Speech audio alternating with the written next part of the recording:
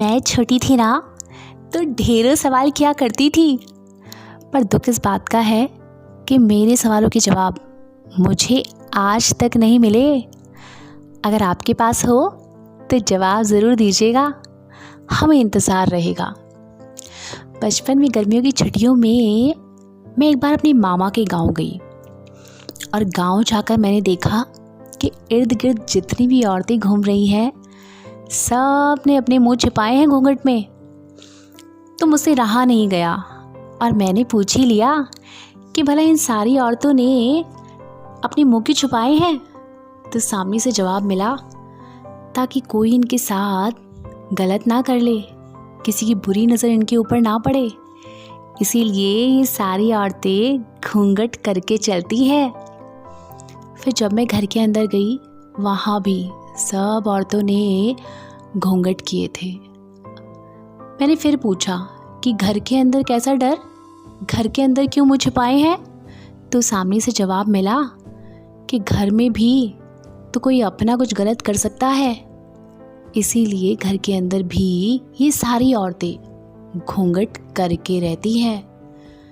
ये सुनकर ना मुझे बड़ी घुटन, बड़ी बेचैनी हुई और मैं कुछ देर तक उन औरतों के बारे में सोचती रही कि इतनी गर्मी में भारी भारी साड़ी पहन के, पसीने के अंदर लंबे लंबे घूंघट करके ये कैसे रहती हैं, डरी सहमी, कुछ कहती क्यों नहीं। फिर थोड़ी देर बाद मैं गांव की गली में निकली और वहाँ मैंने छोटी छोटी बच्चियों को खेलते देखा और मेरा बड़ा मन किया उनके पास जाके खेलने का। पर तभी एक की माँ आई और कहने लगी, इस ओढ़नी को ठीक से लो, सर पे और सीने पे भी। तो वहाँ मैंने पूछ ही लिया कि इससे अपने बाल तो संभाले नहीं जा रहे हैं, ओढ़नी क्या संभालेगी। तो सामने से जवाब मिला, अच्छा कोई ऊंच नीच हो गई तो कोई क्या कहेगा समाज में।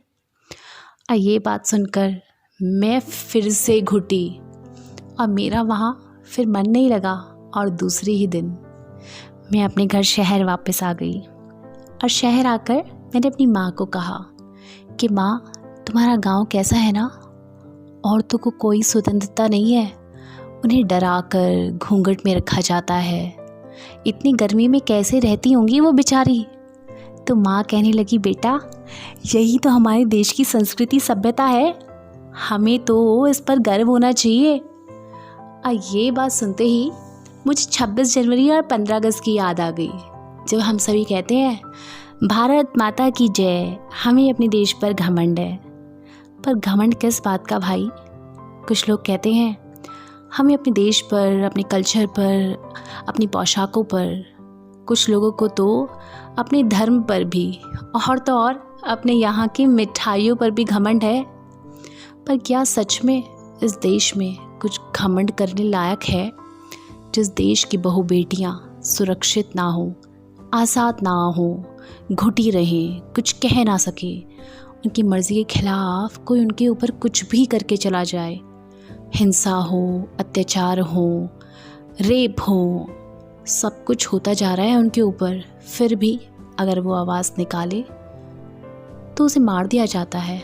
और अब तो हद ये हो गई कि आवाज़ निकालने के लिए ना उसकी जीभ भी नहीं छोड़ी जाती। नहीं। और ये सब होने के बाद कुछ लोग राजनीति के कपड़े पहनाते हैं, कुछ लोग इज्जत बचाते हुए कास्टिज़म के कपड़े पहनाते हैं। कौन से धर्म से, कौन सी जाति से, किसकी सरकार, ये सब कुछ चल रहा है। और इन सब चीज़ों के बीच में सिर्फ स्त्रियां पिस रही हैं, छोटी छोटी बच्चियां, जिनके शरीर भी विकसित नहीं हुए, जिनके स्तन विकसित नहीं हुए। उन्हें हर कोई निर्देश दे रहा है, हर कोई उंगली दिखा रहा है। क्या सांस ले पाएंगी लड़कियां ऐसे में? क्या हमें स्वतंत्रता है?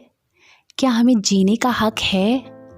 कौन सी समानता, कौन सी समान अधिकार की बात की जाती है?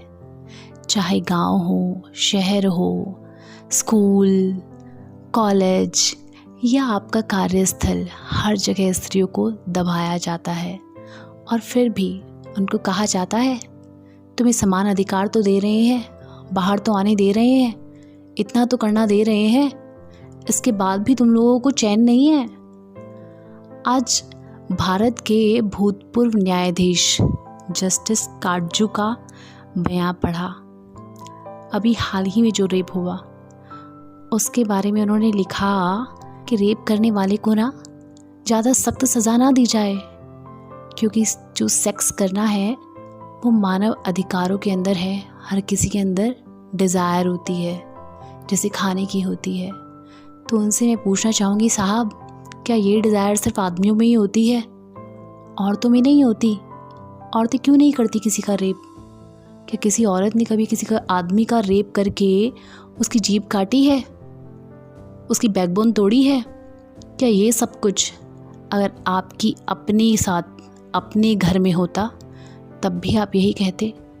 जिस देश के न्यायाधीश ऐसा बयान दे उस देश पर आप घमंड करना चाहेंगे? ये सवाल मेरा आप सबसे है। हाँ, मैं वही हूँ, इस देश की सहमी हुई स्त्री।